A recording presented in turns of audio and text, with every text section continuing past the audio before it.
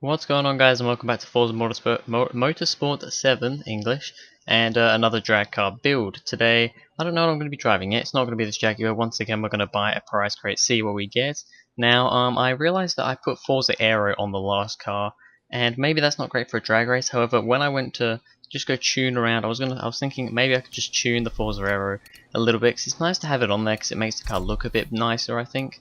Maybe I could just tune it. Turns out it looks like tuning it doesn't really do anything. So just for the sake of the series, I'm going to have Forza Aero just set to standard on the tuning with every car.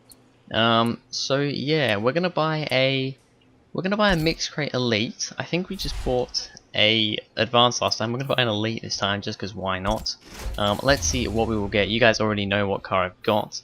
However, I don't know yet, so let's see. We've got a thing there. Okay, that looks like it's going to be our car. Yep, that is going to be our car, a Chevrolet Corvette Stingray 427, 1967. So we got an old car, a car that's probably, I think, going to fare fairly well as a drag car. So let me build this car up, see what we do.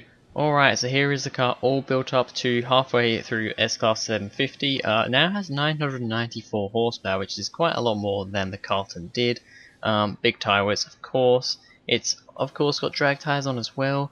I don't know how light it is, I didn't actually check, but it's a pretty powerful, pretty crazy car. So I'm interested. Obviously it's still rear-wheel drive because that's how this series works. I've gone with a really cool looking livery, I really like that. I've put the Forza Aero on, and I've put the even the body, the bonnet Forza Aero on as well, because that looks pretty cool. So yeah, let's see how the Chevrolet Corvette Stingray 427 goes on the 3 drag strips.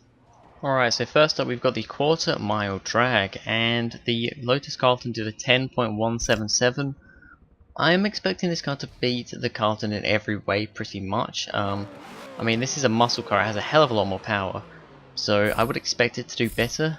But anyway, let's see.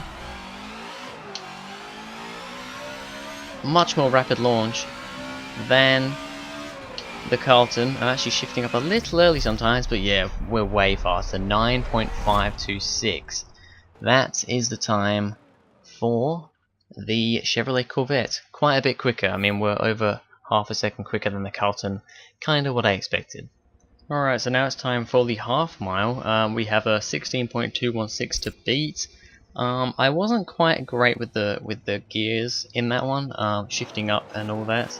I probably could be a little bit more careful. This car has a hell of a lot more wheel spin than the Lotus did. Let's try and... okay, there we go. Rev it up a little bit more. We're into 9,000 RPM before we're changing up, and I think that's pretty good.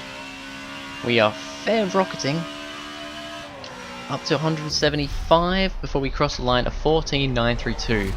This thing is so much quicker than that Lotus Carlton. Remember, the Lotus Carlton was at the same PI. I think it might have been at 749 actually. Couldn't quite get up to 750, but there we go. We've absolutely dominated that Carlton. Okay, so finally we have the 1 mile drag. Do I even need to say that the Lotus this time? The Vauxhall's time? 25.743. I mean, we're gonna, unless this car just completely tops out, we're gonna absolutely dominate the Lotus. We're gonna absolutely dominate it. We've been absolutely smashing it by almost 2 seconds every time here.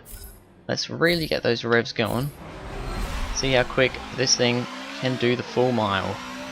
Alright, so the Lotus got up to almost 200 miles an hour. I think it was 199 miles an hour at the end of the straight. Is this going to be close to that or past that? We're getting there. 99, 200, 201, 201 for this car. Okay, actually not quite as much of a gap as the half mile or the quarter mile.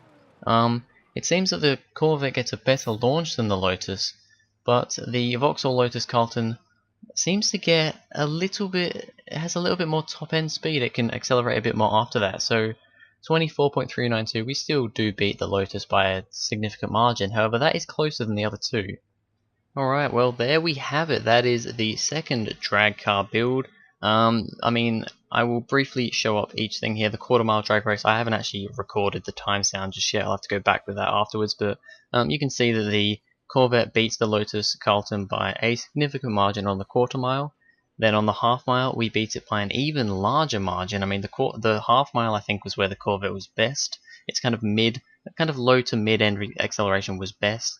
And then the full mile was the Corvette doesn't seem to have as much top end speed. I mean, it did get to a slightly higher top speed, but the Lotus Carlton seemed to catch up a bit because it wasn't as big of a margin, I don't think, with that mile. It was fairly close to the half mile anyway. But yeah, it was interesting. I was expecting this thing to go a lot quicker. It has more power. It's just made for drag racing, really, this sort of thing.